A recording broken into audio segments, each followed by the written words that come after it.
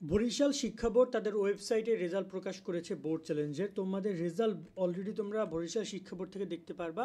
ইতিমধ্যে আমরা যদি বরিশাল বোর্ডের ওয়েবসাইটে আসি, যে দেখতে পাচ্ছ পিডিএফ লিস্ট, যেখানে আমরা দেখতে পাচ্ছি রেজাল্ট প্রকাশ করেছে এবং কতজন রেজাল্ট চেঞ্জ হয়েছে সেটা যদি আমরা দেখতে যাই, এখানে টোটাল অ্যাপ্লিকেশন করেছিল 38,000 শিক্ষার্থী, যার মধ্যে টোটাল এখানে সাবজেক্ট চেঞ্জ হয়েছে, গ্রেড চেঞ্জ হয়েছে 276 জনের, 26 জনের জিপি ইনক্রিজ হয়েছে, জিপিএ 5 আসছে, আর ফেল থেকে পাস করছে 26 জন। তোমরা যদি রেজাল্ট দেখতে চাও তাহলে আমাদের এই ভিডিও ডিসক্রিপশনে রেজাল্ট অ্যাপ এসএসসি যে রেজাল্ট রয়েছে এসএসসি 25-এর, সেই অ্যাপসে তোমরা যাবা, গিয়ে তোমরা এখানে ফল পুনরীক্ষণ, এরপর তোমরা ফল পুনরীক্ষণের ফলাফল এই অপশনে ক্লিক করবা। এখানে তুমি পেয়ে যাবা বরিশাল বোর্ড। বরিশাল বোর্ড হচ্ছে তোমার এই যে দেখতে পাচ্ছ বরিশাল বোর্ড, এই বরিশাল বোর্ড অপশনে ক্লিক করলে তোমার রেজাল্টটা চলে আসবে এইরকম পিডিএফ আকারে, তুমি এই তালিকাটা দেখতে পারবা। ঠিক আছে, তো এরকমভাবে তোমরা বরিশাল বোর্ডের রেজাল্টটা দেখে নিও।